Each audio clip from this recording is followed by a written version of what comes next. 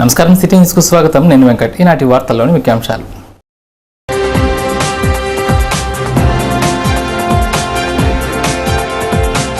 జంగారెడ్డిగూడెం పట్టణానికి చెందిన ఇద్దరు దళిత విద్యార్థులకు ఐఐటీలో ఆల్ ఇండియా ర్యాంకులు.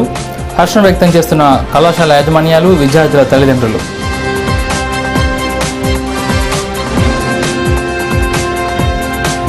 బుట్టాయిగూడెంలో ముగిసిన అభయాంజనేయ స్వామి జయంతి వేడుకలు. భారీ అన్నదాన కార్యక్రమంలో పాల్గొన్న భక్తులు.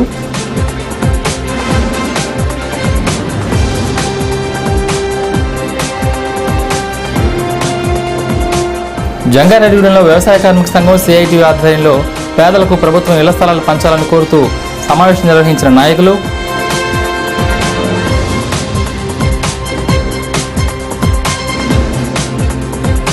జంగారెడ్డిగూడెం పట్టణంలో పల్లెల నుంచి పెరుగుతున్న వలసలు.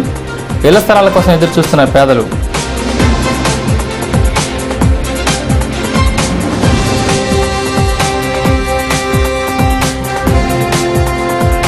జంగారెడ్డిగూడెంలో అలరిస్తున్న మేఘ పుష్పాలు.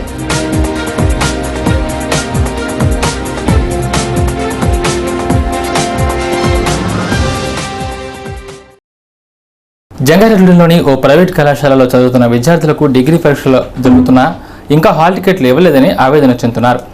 ఈ సందర్భంగా విద్యార్థులు సిటీ న్యూస్తో మాట్లాడారు. తమ ఆవేదనను సిటీ న్యూస్కు తెలియజేశారు. మేము రెగ్యులర్గా ఫీజులు కట్టుకోలేక ఈయన దగ్గర ఫీజు కట్టాం, కానీ ఎగ్జామ్స్ ఈ రోజు నుంచి స్టార్ట్ అయినాయి. ఇప్పటి వరకు హాల్ టికెట్స్ లేవు, మళ్ళీ బుక్స్ కూడా ఇవ్వలేదు. ఎన్నిసార్లు ఫోన్ చేసినా ఫోన్ కలవట్లేదు. కాలేజీకి వస్తుంటేనేమో సార్ లేరని చెప్తున్నారు. సార్ ఫోన్ నెంబర్ ఇవ్వమంటే ఇక్కడ ఎవరు ఫోన్ నెంబర్ ఇవ్వట్లేదు. ఇంటికి వెళ్ళినా సరైన సమాధానం ఎవరో చెప్పట్లేదు. ఈ విషయంపై కళాశాల యాజమాన్యాన్ని సిటీ న్యూస్ వివరణ కొరగా ఆ విద్యార్థులందరినీ పరీక్షలు రాయించే బాధ్యత తమదన్నారు. బుట్టాయిగూడెం మండలం మర్లగూడెం గ్రామంలో ఇటీవల వేసిన పైప్ లైన్స్కు సంబంధించిన గోతులు పూడ్చలేదు. మర్లగూడెం గ్రామంలో త్రాగునీటి ఎద్దడి నివారించేందుకు ఇంటింటికి పైప్ లైన్స్ నిర్మాణం చేపట్టారు. అయితే ప్రధాన కూడల్లో పైప్ లైన్స్ను పూడ్చకపోవడంతో తరచూ లీకేజీలు ఏర్పడుతున్నాయి. ఇప్పటికైనా సంబంధిత అధికారులు పైప్ లైన్స్ కోసం తవ్విన గోతులను వెంటనే పూడ్చాలని, పైప్ లైన్ బయటకు కనిపించకుండా చర్యలు తీసుకోవాలని మర్లగూడెం గిరిపుత్రులు కోరుతున్నారు.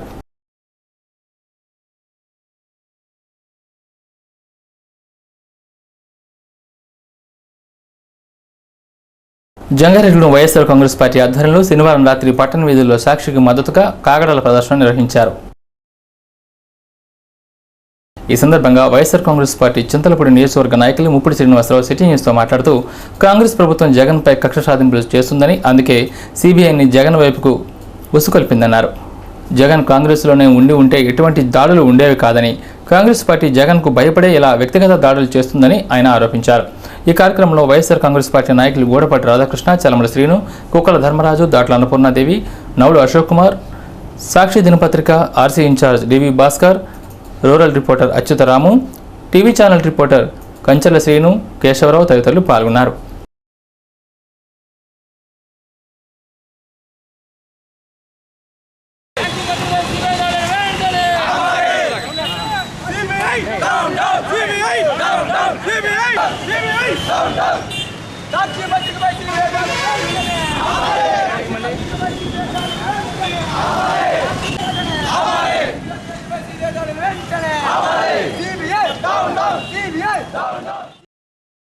జంగారెడ్డిగూడెం పట్టణంలో చిత్తూరు జిల్లా తమిళనాడు బార్డర్ నుండి తీసుకువచ్చిన గిన్నెకోళ్లు, గిరిరాజా కోళ్లను అమ్ముతున్నారు. గిన్నెకోళ్లను ఎక్కువగా పొలాల్లో నివాసం ఉండేవారు పెంచుతారు. ఎందుకంటే ఎలాంటి పాములనైనా, విషపురుగులనైనా ఇవి చంపేస్తాయి. అలాగే గిరిరాజా కోళ్లు 5 కేజీల వరకు బరువు పెరుగుతాయి. ఈ కోళ్లను కొనడానికి ప్రజలు ఇష్టంగా ముందుకు వచ్చారు.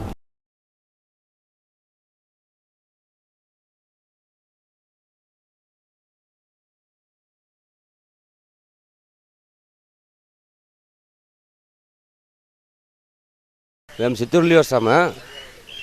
చిత్తూరులో పాము అంతా రెడీ అవుతాయి. రాజముంద్రి, కాకినాడ, అటు తుని, మా దగ్గర తరికి ఉన్నాయి, తరికి కోడి ఉన్నాయి. అది 10 కేజీ పలుసును. పెన్ని కోడి అది 5 కేజీ పలుస్తాయి. ఇది గిరిరాజ పిల్ల, ఇది 5 కేజీ 6 కేజీ పలుస్తుంది. ఎండాకాలం అంటే ఇది సాయిదు. వానకాలం అంటే ఇది కొంచెం వర్షం వస్తాయి కదా, వర్షాంట్లో కొంచెం సరిగిరాదు. ఎండకాలంలో బాగా బతుకుతాయి. ఈ జత 200, చెన్ని కోడి 400. 500 జత. తరికింటో నస తొంగంగొడి కినిగొడి పిల్ల పెద్దదిగా అవుతా ఎంత పెద్ద పాంపు కొంటానో కొట్టి చంపేస్తాయి. ఎంత పెద్ద పాంపు కొంటాను సరి పిల్లకాయలు ఒకరు ఉంటాలో అది చేసేలేదు ఎంత పెట్టుకొస్తాం. జంగారెడ్డిలోని నారాయణ జూనియర్ కళాశాలలో చదువుతున్న మానకొండ సబిత అనే విద్యార్థిని ఐఐటి జేఈలో ఆల్ ఇండియా ర్యాంక్ ఎస్సీ కేటగిరీలో 539 ర్యాంకును కైవసం చేసుకుంది. పట్టణానికి చెందిన మానకొండ రవి దంపతుల కుమార్తె సబిత. ఈ సందర్భంగా సబితకు నారాయణ క్యాంపస్లో అభినందన సభ నిర్వహించారు. ఈ కార్యక్రమానికి ఏలూరు జంగారెడ్డి నారాయణ కళాశాల assistant general incharge P Sairam విచ్చేశారు. ముందుగా ఆల్ ఇండియా ర్యాంకు సాధించి తమ నారాయణ సంస్థకు పేరు తీసుకువచ్చిన సబితకు స్వీట్ తినిపించి పూల బొకేను అందజేశారు. అనంతరం ఆయన సిటీ న్యూస్తో మాట్లాడారు. ఐఐటి జేఈ ఫలితాల్లో బ్రాంచ్ జంగారెడ్డిగూడెం బ్రాంచ్ సంబంధించి మానికొండ సబిత ఆల్ ఇండియా లెవెల్లో ఎస్సీ కేటగిరీ లెవెల్లో 539 ర్యాంక్ సాధించడం జరిగింది. దీనికి పాపను అభినందించడమే కాకుండా పాప యొక్క తల్లిదండ్రులు వాళ్ళ యొక్క నిర్విరామ కృషి, తర్వాత అదేవిధంగా మా Narayana programme classroom teaching విధానం కానీ, ఇక్కడ అవలంబించే ప్రాక్టికల్ ఎగ్జామ్స్ కానీ, మోడ్ ఆఫ్ ఎగ్జామినేషన్ కానీ ఇదంతా కూడా ఈ సక్సెస్ఫుల్ సాధించడం జరిగింది. దీనికి మా నారాయణ విద్యా సంస్థల తరపున ఇక్కడ పనిచేస్తున్న అధ్యాపక బృందానికి, తర్వాత అడ్మినిస్ట్రేటివ్ విభాగానికి అందరికీ కూడా మేము ధన్యవాదాలు చెప్పడం జరిగింది. సబిత మాట్లాడుతూ తన తల్లిదండ్రులు, కళాశాల అధ్యాపకులు ఎంతగానో సహకరించారని చెప్పింది. కెమికల్ ఇంజనీరింగ్ చేయాలని తన కోరికని చెబుతుంది. నారాయణ జూనియర్ కాలేజ్ నుండి నేను 2012లో ఇంటర్ కంప్లీట్ చేశాను. ఐఐటి జేఈలో 539 ర్యాంక్ సాధించాను. దీనికి టీచర్స్ యొక్క కృషి, తల్లిదండ్రుల యొక్క ప్రోత్సాహం నాకెంతో అవసరమయ్యాయి. నేను కెమికల్ ఇంజనీరింగ్ చేయాలనుకుంటున్నాను.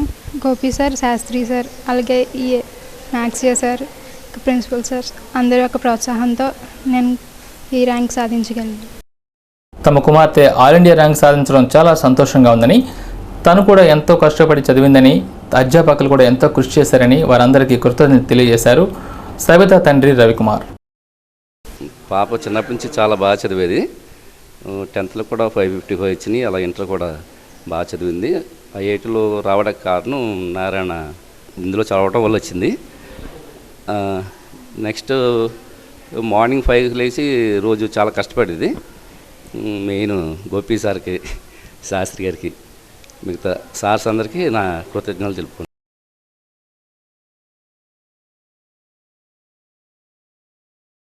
కన్నుతల్లి లాంటి పల్లెలు మసకపారుతున్నాయి. గ్రామీణ ప్రాంతాల నుంచి అధిక మొత్తంలో ప్రజలు పట్టణాలకు వలస వస్తున్నారు. దీంతో పట్టణాలలో అసౌకర్యాల నడుమ కాలనీలు, నగర్లు వెలుస్తున్నాయి. ఉదాహరణకు జంగారెడ్డిగూడెం పట్టణం చూసుకుంటే పల్లె ప్రాంతాల నుంచి వచ్చి ఇక్కడ సెటిల్ అయిన వారే ఎక్కువగా కనిపిస్తూ ఉంటారు. కూలీలు సైతం తూర్పు ప్రాంతం నుంచి వచ్చిన వారే అధికంగా ఉంటారు. చుట్టుపక్కల 250 గిరిజనేతర గ్రామాలతో పోల్చుకుంటే జంగారెడ్డిగూడెం పట్టణం అతిపెద్దది. పట్టణం వచ్చి కూలీనాలి సంపాదించుకుందామనుకునే ప్రజలు ఎక్కువ శాతం ఇక్కడికే తరలి వస్తారు. వ్యవసాయ పనులకు స్వస్తి చెప్పి ఇలా తరలి రావడంతో పల్లెలు చిన్నబోతున్నాయి. పట్టణానికి వచ్చిన వలస జనాభా దృష్ట్యా జంగారెడ్డిగూడెం పట్టణం మరింత అభివృద్ధి చెందుతూ వచ్చింది. జనాభాకు అనుగుణంగా గోకుల పారిజాతగిరి కొండలను ఆనుకుని ఆక్రమణలకు శ్రీకారం చుట్టారు. ఈ సందర్భంగా పుట్టగొడుగులో నివాస ప్రాంతాలు ఏర్పడ్డాయి.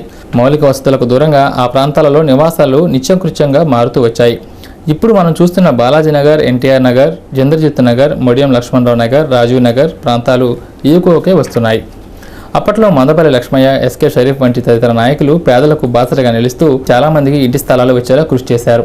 కాలక్రమేణా అవి కాస్త భారీ నిర్మాణాలయ్యాయి. అయినప్పటికీ ఈ కొండలలో ఆక్రమణలు పునరావృతం అవుతూనే ఉన్నాయి. ఈ ఆక్రమణలు పూరిలుగా, పునాదులుగా, పిల్లర్స్గా దర్శనమిస్తున్నాయి. ఆనాటి పరిస్థితులను గురించి మందపల్లి లక్ష్మయ్య మాటల్లో విందాం. మన జంగారెడ్డిగూడెంలో 79వ నెంబరు సర్వే నెంబర్లో అంటే లోగడ ఏంటంటే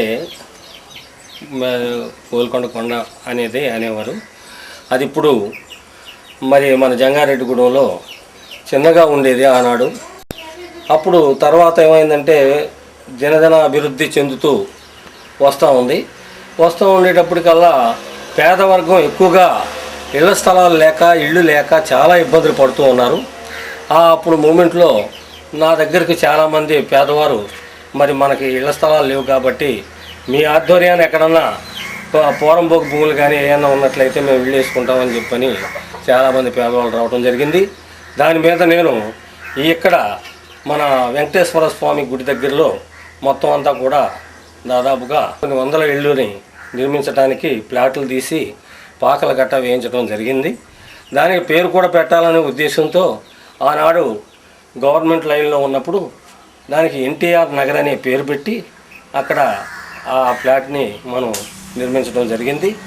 తర్వాత వచ్చేటప్పటికల్లా ఆ పైన వెంకటేశ్వర స్వామి గుడికి కింద భాగంలో మరి అక్కడ కూడా చక్కనటువంటి నేల చక్కగా ఇళ్ల స్థలాలకు అనుకూలంగా ఉండేటప్పటికి ఇంకా విపరీతమైనటువంటి జనం. ఎందుకనంటే మన జంగారెడ్డిగూడెంలో సుమారుగా 50-60 కిలోమీటర్ల దూరంలో ఏ టౌను లేదు. మనకి ఏజెన్సీ టౌన్ అవ్వటం వల్ల జంగారెడ్డిగూడెం మంచి అభివృద్ధిగా పట్టణం తయారవుతున్న సమయంలో ఇతర పల్లెటూరుల్లో నుంచి కూడా పేదవారు మన జంగారెడ్డిగూడెం రావడంతో ఇళ్ల స్థలాలు లేక చాలా ఇబ్బందులు పడుతున్నటువంటి జనం మళ్ళీ మన దగ్గర రావటం ఉన్నారు. కాబట్టి అక్కడ కూడా ఒక పేరు మనం పెట్టాలనే ఉద్దేశంతో బాలాజీ నగర్ అనే పేరు నిర్మించడం జరిగింది. అది కూడా నేనే పెట్టాను. తర్వాత మొడిం లక్ష్మణరావు నగరు లోగడ ఇక్కడ మన పోలవరం నియోజకవర్గంలో ఎమ్మెల్యేగా ఉన్నటువంటి మొడిం లక్ష్మణరావు గారు ఆయన పేరు మీదుగా అక్కడ ఒక నగర్ని నిర్మించాలనే ఉద్దేశంతో అక్కడ కూడా ఇళ్ళు నిర్మించి అది నా ఆధ్వర్యానే నిర్మించి అక్కడ ఇళ్ళు కట్టించడం కూడా జరిగింది. అక్కడ కూడా మనం మొడిం లక్ష్మణరావు నగర్ అనే పేరు కూడా నామకరణం చేయడం జరిగింది. అందుకే కాకుండా ఇక దాన్ని బట్టి మిగతా వాళ్ళు కూడా కొంతమంది కొన్ని పార్టీల వారు వచ్చి అక్కడక్కడ ఇళ్ళు వేసి నిర్మించడం జరిగింది. కానీ మన జంగారెడ్డిగూడెం ఇంత అభివృద్ధి అవుద్దని కానీ ఇంత చక్కన పట్టణం అవుద్దని కానీ ఎప్పుడు అనుకోలేదు. దీనికి జంగారెడ్డిగూడెం డెవలప్మెంట్ అవడానికి కారణం చుట్టూరు ఉన్నటువంటి పోరంబోగు భూములు, బంజరు భూములు దానికి ప్రధాన కారణం. అలాగే ఖాళీ స్థలాలు ఉండటం వల్లే ఈ జంగారెడ్డిగూడెం బాగా డెవలప్ అయిందని చెప్పని నేను బాగా చెప్పాను. పట్టణ ప్రాంతంలో కూలీనాలి చేసుకుని జీవనం సాగిద్దామని పల్లెటూళ్ళ నుంచి వచ్చినట్లు ఈ ప్రాంతాలలో సుదీర్ఘకాలంగా నివాసాలు ఏర్పాటు చేసుకున్న పేదలు చెబుతున్నారు. జంగారెడ్డిగూడెం పట్టణం వ్యాపార కూడలికి అనువుగా ఉన్న ప్రాంతమని పేర్కొంటున్నారు. వెంకటాపురం అంటే పాలకొల దగ్గర లంకలకోడ ఏరియా ఉన్నది. అక్కడి నుంచి వచ్చండి ఇలాగ జంగారెడ్డిగూడెం ఇంద్రదత్త నగరంలో స్థలాలు ఇచ్చిన దాని మీద మేము ఇక్కడ ఏదో కూలి పని చేసుకుంటా అక్కడ బాగోలేని పరిస్థితులు ఇక్కడికి వచ్చి మేము ఇక్కడ ఇస్తున్నామండి. ఇక్కడికి వచ్చాక చాలా బాగుందండి. పని కట్ట బాగానే జరుగుతుంది. అది విశాఖ జిల్లా పైకిరపేట మండలం రాజగోపాలం చిన్న గ్రామం అండి. అక్కడ ఏం పనులు లేక ఇలాగ ఊరు తిరుగుకుంటే ఇలాగ జంగారెడ్డిగూడెం వచ్చి ఈ టౌన్లో సెటిల్ అయ్యామండి. ఇక్కడ కూలి పనులు బాగున్నాయి. కూలి పని చేసుకుంటూ బ్రతుకుతున్నాం. ఇంత దినదినాభివృద్ధి చెందుతున్న పట్టణంలో కనీసం సొంత ఇంటి స్థలం లేని పేదలు ఎందరో ఉన్నారు.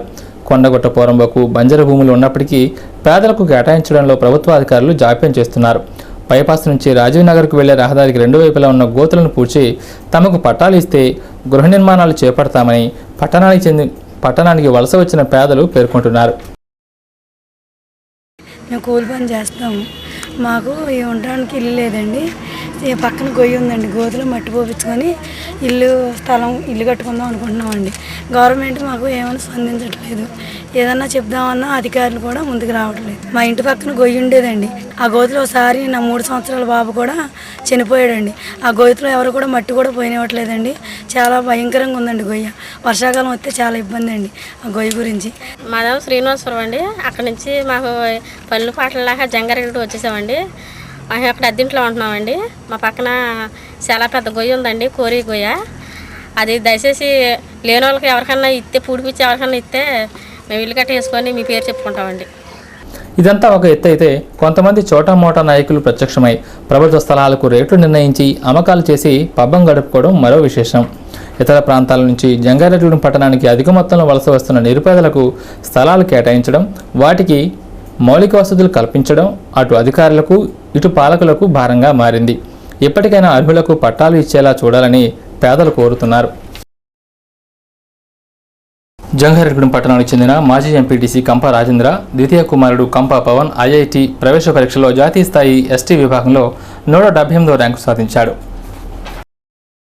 పవన్ 1వ తరగతి నుండి 10వ తరగతి వరకు పట్టణంలోని ప్రతిభ ఇంగ్లీష్ మీడియం స్కూల్లో విద్యను అభ్యసించాడు. ఇంటర్మీడియట్ గోడవల్లి నారాయణలో చదివాడు. ఈ సందర్భంగా రాజేంద్ర సిటీ న్యూస్తో మాట్లాడుతూ సంతోషం వ్యక్తం చేశాడు. అలాగే ఆల్ ఇండియా ర్యాంక్ సాధించిన పవన్ మాట్లాడుతూ తన తల్లిదండ్రులు, కళాశాల అధ్యాపకులు ఎంతో ఉత్సాహాన్నిచ్చారన్నారు. ఈ ర్యాంక్తో పవన్కు టాప్ ఐఐటి 5 కళాశాలల్లో సీటు వచ్చే అవకాశం ఉంది. నా పేరు పవన్, జంగారెడ్డిగూడెం కంప రాజేంద్ర గారి అబ్బాయిని. నాకు ఐఐటి రావడం దేవుడిచ్చిన గిఫ్ట్ అది. నాకు ఇంటర్ అయ్యాక 1 మంత్ చికెన్ బాగా వచ్చింది. ఇలాగే నేను సాఫ్ట్వేర్లో మంచి స్థాయికి వెళ్ళాలని కోరుకుంటున్నాను. నేను ఎల్కేజీ 10th వరకు ప్రతిభలో చదివాను. ఇంటర్ విజయవాడ నారాయణ గొడవలో చదివాను. సార్ చాలా ప్రోత్సాహం చేశారు నన్ను. సార్ చాలా సపోర్టింగ్ చేశారు నాకు. దానివల్ల ఐఐటి కొట్టగలను. మా బాబుకి జాతీయ స్థాయిలో ఐఐటి జేఈలో ఎస్టీ తరఫున 170 ర్యాంక్ రావటం మేము చాలా గర్వంగా ఉంది. మా అబ్బాయి కంపల్సరీ ఏదో ర్యాంక్ సాధిస్తారని నమ్మకంతోనే మేము ఉన్నాము. వాడు మా కోరికని నెరవేర్చాడు. ఇంటర్మీడియట్ ఎగ్జామ్ అయిన తర్వాత ఒక 1 మంత్ ఐఐటి ఎగ్జామ్ గ్యాప్ ఉంటుంది. ఈలోపు 15 రోజులు బాబుకి ఈ సికిన్ వ్యాక్స్ రావటం వలన 15 రోజులు బెడ్లో ఉండటం వలన కొంచెం మార్కులు తగ్గింది. ఇలాంటి ఇంకా మంచి ర్యాంక్ వచ్చేసింది. మండల కేంద్రమైన బుట్టాయిగూడెం నందు ప్రభుత్వ ఉన్నత పాఠశాల వద్ద ఉన్న అభయ ఆంజనేయ స్వామి ఆలయ ప్రాంగణంలో ఆదివారం భారీ అన్నదాన కార్యక్రమం నిర్వహించారు. ఈ కార్యక్రమంలో ఆలయ కమిటీ సభ్యులు వామిశెట్టి రామకృష్ణ, అడపా సత్యనారాయణ, తుపాకుల వెంకట్రావు, భద్రం, కైకాళ్ళ కృష్ణ, సూర్యనాగేశ్వరరావు, లోకనాథం, దాలసాయి, నక్కాని వెంకటేశ్వరరావు, మందపాటి నాగేశ్వరరావు, అత్యం లక్ష్మయ్య తదితరులు పాల్గొన్నారు. ఈ సందర్భంగా అభయాంజనేయ స్వామికి విశేష పూజలు చేశారు. 30 సంవత్సరాల నుండి అభయాంజనేయ స్వామి జయంతి వేడుకలు ఘనంగా నిర్వహిస్తున్నారు. చివరి రోజుల్లో భాగంగా అన్నదాన కార్యక్రమం నిర్వహించినట్లు, ఆలయాన్ని పునఃనిర్మాణం చేస్తున్నట్లు, ఈ ఆలయ నిర్మాణానికి దాతలు ముందుకు రావాలని కమిటీ సభ్యులు కోరారు. 30 సంవత్సరాల బట్టి ఇక్కడ భక్తాంజనేయ స్వామి ఆలయం దగ్గర హనుమంత జయంతి ఉత్సవాలు, కార్తీక మాసం ఉత్సవాలు ప్రతి మంగళవారం కూడాను ఇక్కడ వేలాది మంది భక్తులు దర్శించుకుని ఆంజనేయ స్వామి వారి కృపకు ప్రాప్తులు అవుతున్నారు. ఈ మధ్యన ఆలయం కొద్దిగా శిథిలావస్థితిలో ఉండబట్టి దాన్ని ఆలయాన్ని పునర్నిర్మాణ కార్యక్రమం చేపట్టినాం. కాబట్టి ఇక్కడ ఊళ్ళో బుట్టాయిగూడెం గ్రామంలో ఈ అన్నసంతర్పణ కార్యక్రమానికి కానీ ఏ కార్యక్రమానికైనా సరే ఇక్కడ పెద్దలందరూ కూడా మాకు ఎంతో సహాయ సహకారాలు అందిస్తున్నారు. అలాగే ఈ ఆంజనేయ స్వామి పునర్నిర్మాణ కార్యక్రమానికి కూడాను, ఆలయ పునర్నిర్మాణ కార్యక్రమానికి కూడాను ఇక్కడ దాతలు అందరూ కొద్దిగా సహకరించి ఈ ఆలయ అభివృద్ధికి తోడ్పడవలసిందిగా ఇలా. జంగారెడ్డిగూడెం పట్టణంలోని పేదలందరికీ ప్రభుత్వ స్థలాలను ఇళ్ల స్థలాలుగా ఇవ్వాలని సిఐటియు జిల్లా నాయకులు జీవీఎల్ డిమాండ్ చేశారు. ఆదివారం గౌడ కమ్యూనిటీ హాలులో ఇల్లు లేని పేదలకు సిఐటియు వ్యవసాయ కార్మిక సంఘం ఆధ్వర్యంలో సమావేశం నిర్వహించారు. ఈ సందర్భంగా జీవీఎల్ మాట్లాడారు. మార్కండేయపురంలో ఉన్న ప్రభుత్వ స్థలాలను వెంటనే పేదలకు పంచాలని, లేదంటే పేదలందరితో ఆ స్థలాలను ఆక్రమిస్తానని హెచ్చరించారు. అనంతరం నూతన కమిటీలను వేశారు. ఈ కార్యక్రమంలో వ్యవసాయ కార్మిక సంఘం నాయకులు, సిఐటియుకు చెందిన ఐకేపీ యానిమేటర్ల నాగమణి, పద్మజ్యోతి తదితరులు పాల్గొన్నారు. ఈ పట్టణంలో ఉన్నటువంటి దాదాపు 2,500 మంది ఇళ్ల స్థలాలు లేని వాళ్ళకి ప్రభుత్వం అధికారులు సర్వేలు చేసి మిగిలిన వాళ్ళందరికీ కూడా కావలసినటువంటి భూమిని ప్రభుత్వం సేకరించాలి. ఎందుకంటే ఈ పట్టణంలోనే కాదు, అన్ని చోట్ల ప్రభుత్వ భూములు అధికారులు సేకరించకపోతే రియల్ ఎస్టేట్లు వాళ్ళు ఆక్రమించుకుని స్థలాల కింద అమ్మేసుకుంటున్నారు. ప్రభుత్వం పేదలకు ఇళ్ల స్థలాలకు ఇవ్వాలని, కుటుంబానికి 2 సెంట్లు చొప్పున పంచాలని, లేనట్లయితే ఎక్కడికి హాజరైన వాళ్ళు పట్టణంలో ఇళ్ల స్థలాలు లేని వాళ్ళందరినీ కూడా కదిలించి ఆక్రమించుకుని ఇళ్ళేసుకునేదానికి కూడా సిద్ధంగా ఉన్నారని. జంగారెడ్డిగూడెం పట్టణంలోని Chintalapudi AMC vice chairman P P N Chandrarao గార్డెన్లో 3 మే పుష్పాలు కనువిందు చేస్తున్నాయి. ప్రతి సంవత్సరం మే నెలలో మాత్రమే ఈ పుష్పం పూస్తుంది. సంవత్సరానికి ఒక్కసారే పూసే ఈ పుష్పం అంటే అందరికీ ఎంతో ఇష్టం. పువ్వులను ఇష్టపడే మహిళలు, యువతులు మరింత ఇష్టపడుతున్నారు. ఈ పుష్పాలను చూడడానికి ఆ చుట్టుప్రక్కల ప్రజలు అధిక సంఖ్యలో వస్తున్నారు.